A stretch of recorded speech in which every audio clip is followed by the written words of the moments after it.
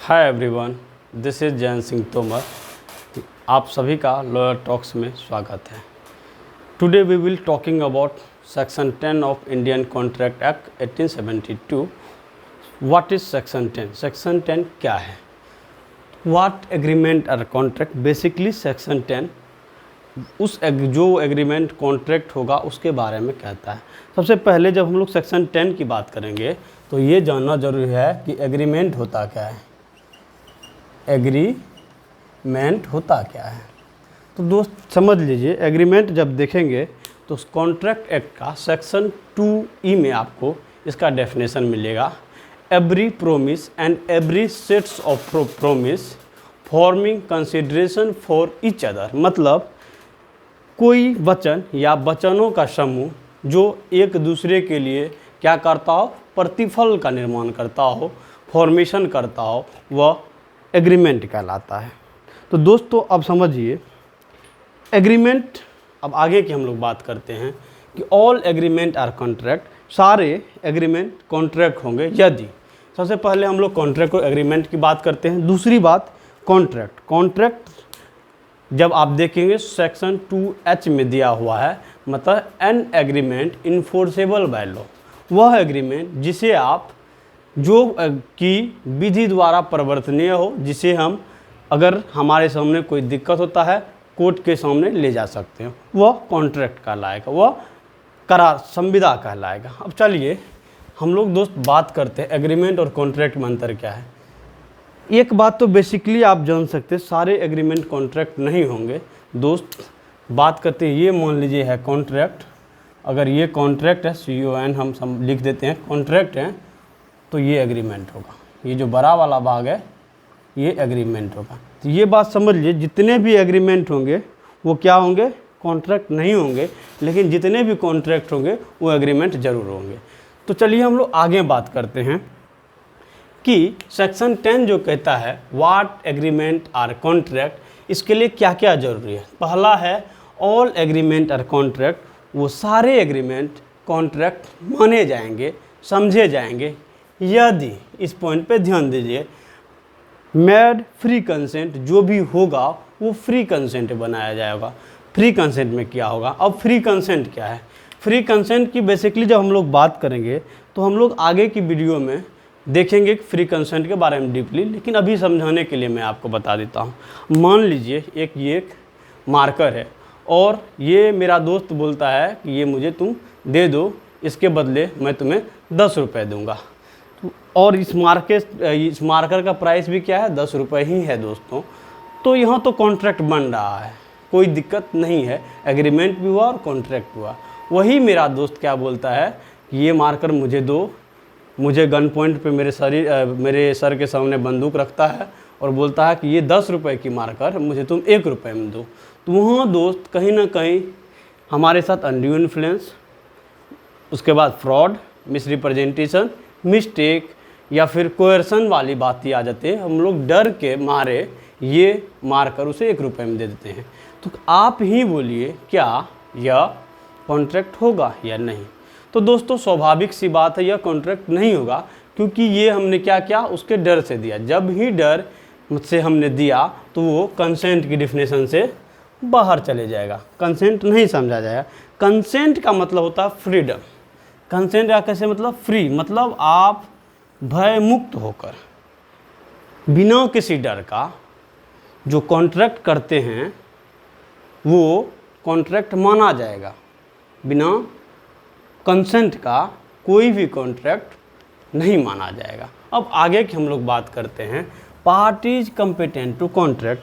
अब कंपिटेंट मतलब होता है सक्षम। सक्षम कौन होगा?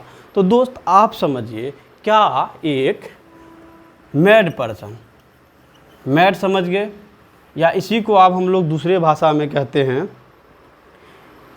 कोई पागल व्यक्ति या फिर कोई माइनर व्यक्ति, इसके बारे में भी हम सेक्शन 11 में डीपली पढ़ेंगे। कॉन्ट्रैक्ट करने के लिए सक्षम है, अगर है तो कैसे और नहीं है तो कैसे। तो दोस्त है कैसे या नहीं है कैसे, ये तो हम आगे की सेक्शन में बात करेंगे। लेकिन फिर भी आप ही सोचिए, एक पागल व्यक्ति या फिर एक माइनर कॉन्ट्रैक्ट कर सकता है? तो नहीं। जब आप कॉन्ट्रैक्ट पढ़ेंगे तो माइनर का कहीं डिफिनेशन 18 वर्ष दिया है मेजर के लिए, मतलब 18 वर्ष से कम के कोई भी व्यक्ति कॉन्ट्रैक्ट करने के लिए सक्षम नहीं है, कॉम्पिटेंट नहीं है। वही आप पागल की बात करेंगे तो कोई भी मैड व्यक्ति कॉन्ट्रैक्ट नहीं कर सकता है। किस दौरान? जब वो पागल हो। पागल in the sense of medically नहीं, in the sense of contract. Contract mad का या पागल का कुछ अलग डिफिनेशन बताता है, उसकी भी हम लोग डीपली चर्चा करेंगे नेक्स्ट वीडियो में। अब दिया है lawful consideration with lawful object. अब दोस्त लॉफुल कंसिडरेशन क्या होता है? सबसे पहले तो इसको जानने के लिए मुझे कंसिडरेशन जानना होगा। अब कंसिडरेशन की डिफिनेशन आप सेक्शन 2D कॉन्ट्रैक्ट के सेक्शन 2D में देखे होंगे, तो उस पर भी डीपली चर्चा होगी कंसिडरेशन है क्या। अभी आप समझ लीजिए कंसिडरेशन का मूल बात होता है समथिंग फॉर समथिंग, मतलब कुछ के बदले कुछ, मतलब कुछ न रिटर्न एक दूसरे को मिलेगा, भले लॉस हो या प्रॉफिट हो, वो मैंने यहाँ नहीं रखता है। तो वही होता है कंसिडरेशन। कंसिडरेशन कैसा होना चाहिए? लॉफुल मतलब होता है विधिपूर्ण, मतलब जो विधि पूर्वक हो और लॉफुल ऑब्जेक्ट के साथ हो। अब मान लीजिए अगर कोई व्यक्ति बोलता है कि ये कलम 50, एक कलम का कीमत 50 रुपये है, ठीक है, तो ये है पेन और ये है रुपीज़, 50 रुपीज़ है। तो ये बताइए अगर वो व्यक्ति दूसरे व्यक्ति को पेन देता है तो उसके बदले उसे क्या मिलता है? 50 रुपये। तो ये क्या लीगली रूप से और लॉफुल ऑब्जेक्ट और लॉफुल कंसिडरेशन को फुलफिल कर रहा? तो बिल्कुल हाँ दोस्तों।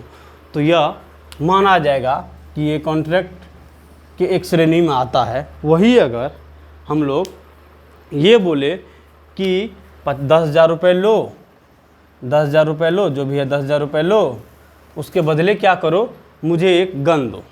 तो दोस्त गन कौन? इल्लीगल, मतलब जो अवैध तरीका से लिया जाता है। वो व्यक्ति अगर क्या करता है, वो गन किसी व्यक्ति को देता है, तो ये बताइए ये रुपए तो ठीक है, कोई बात नहीं, लेकिन ये जो गन इल्लीगल तरीके से दिया जाता है, ये जो गन इल्लीगल तरीके से दिया जाता है, तो ये बताइए दोस्तों क्या यह सही है? तो लॉफुल ऑब्जेक्ट है? तो बिल्कुल नहीं। कैसे होगा? क्योंकि ये इल्लीगल के डेफिनेशन में आता है, गन एक इल्लीगल ऑब्जेक्ट हो जाता है। इसलिए याद रखें कॉन्ट्रैक्ट करने के लिए ये सब बातें ज़रूरी होती है कि कंसिडरेशन के साथ क्या होना चाहिए? लॉफुल ऑब्जेक्ट भी होना चाहिए। अब they are not expressly declare to be void, वह जो वाइड घोषित नहीं किया जाए हो या फिर वाइड नहीं हो। अब आगे की हम लोग बात करते हैं। दिया है not hereby expressly repealed any law force in India. इसमें जितनी भी बात दी गई हो इंडिया के कानून में क्या हुआ हो? रिपील्ड नहीं हुआ हो। और जितनी भले हम राइटिंग की बात करें या फिर जब हम कोई कॉन्ट्रैक्ट करते हैं वहाँ विटनेस की बात करें या फिर any law relating to the registration of documents, कोई भी लॉ जो डॉक्यूमेंट्स के रजिस्ट्रेशन से रिलेटेड हो, वह इन सब बातों को इफेक्टेड नहीं करेगा। चलिए अब इसे हम लोग एक केस के माध्यम से समझते हैं।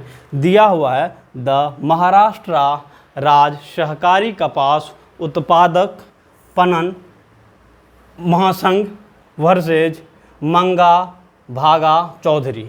इस केस में कहा गया था कि मान लीजिए डिफेंडेंट, अगर कोई भी कॉन्ट्रैक्ट होता है, डिफेंडेंट की अगर बात की जाए, without the acceptance of a proposal, मतलब किसी प्रपोजल के बिना एक्सेप्टेंस का वह कॉन्ट्रैक्ट फुलफिल नहीं माना जाएगा।